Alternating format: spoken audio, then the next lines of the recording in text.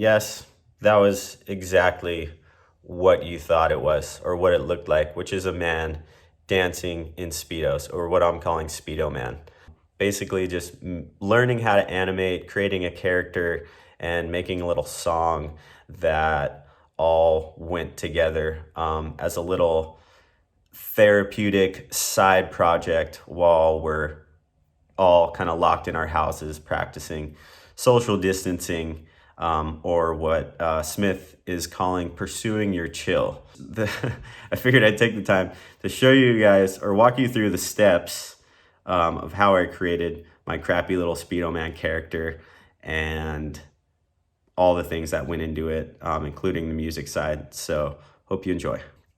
So step one, I signed up for Skillshare and I found this course by B. Grandinetti called Character Animation Basics. And yeah, take your time with the course. I think it took me like, I don't know, 4 days to kind of run through, but it's a fun process. Like I said, this whole thing is really therapeutic. And since we have the time to do this, why not? So yeah, I went through the whole course, but I didn't actually go through the last Photoshop portion because I was kind of hyped with my Speedo Man looking janky and kind of just pixely. So I exported straight from After Effects. And if you follow along, she walks you through every single detail of how to export and whatever. It's a cool course. I exported 2 different versions, Speedo Man dancing normal and then Speedo Man with a Speedo pulse, just to kind of add some flair.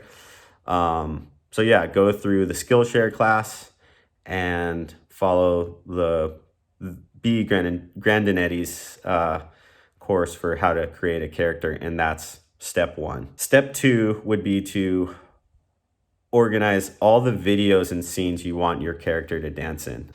So I just Googled free background downloads and found this little disco scene that I downloaded.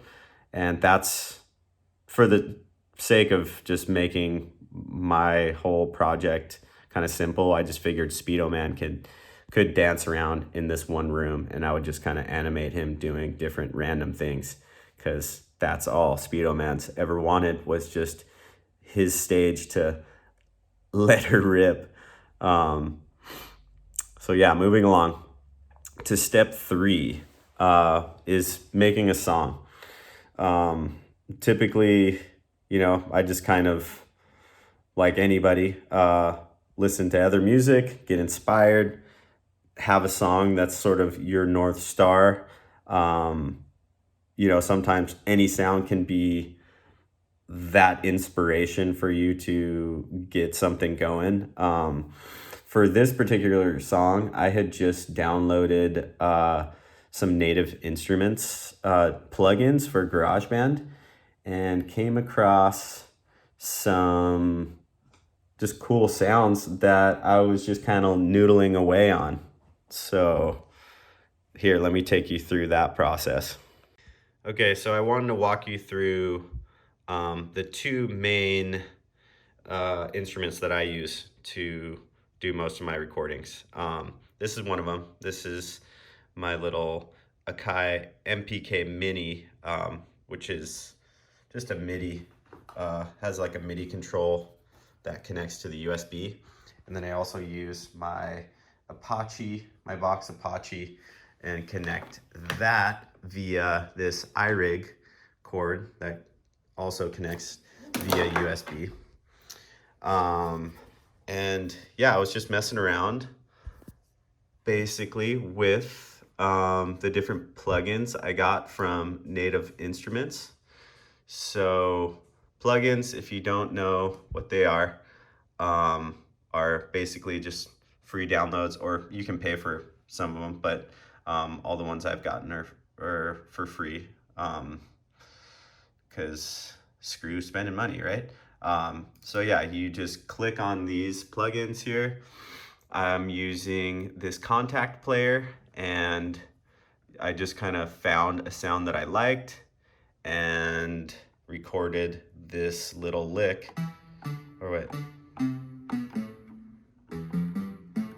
Something like that. Hard to film and play and whatever, do this video, but yeah, that I recorded that and built the song basically around that little lick. So I'm gonna, here, I'll show you here.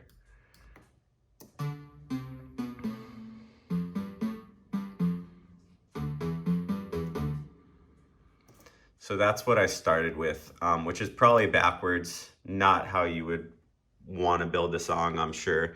But for the sake of fun and going along with this crappy little animation that I've made, I just kind of added different sounds. Same thing, just kind of messing around with plugins and finding a sound that worked, that went along with this.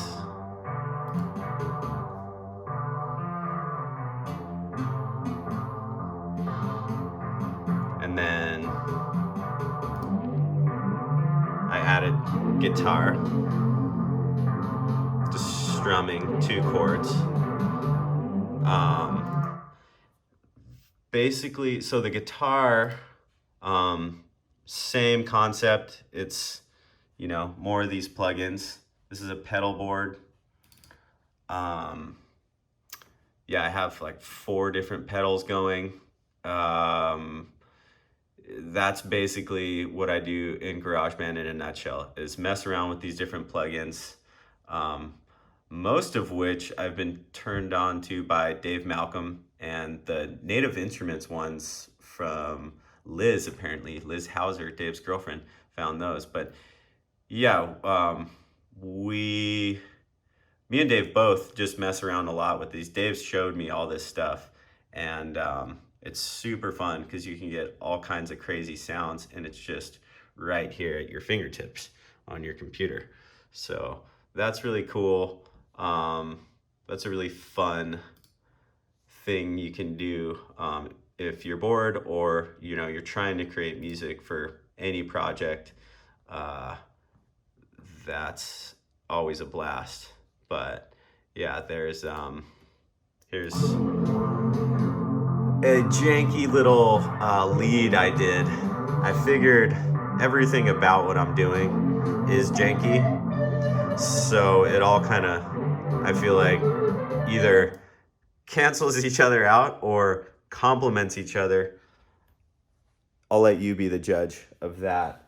But that's a little insight to how I created this particular song for SPEEDO Man's Dance. And I didn't really spend too much time on the song. It was kind of more on the animation, and they both kind of came out janky.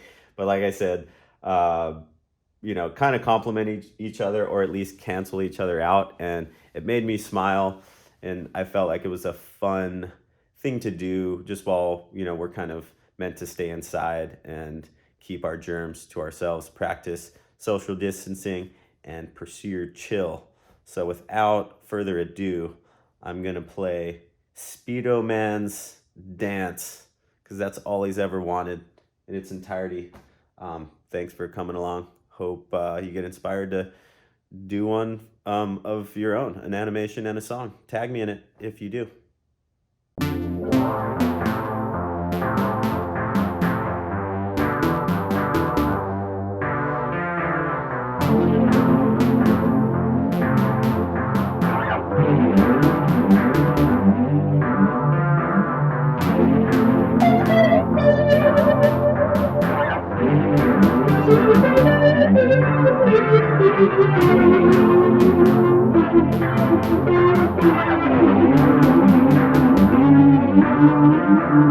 Thank you.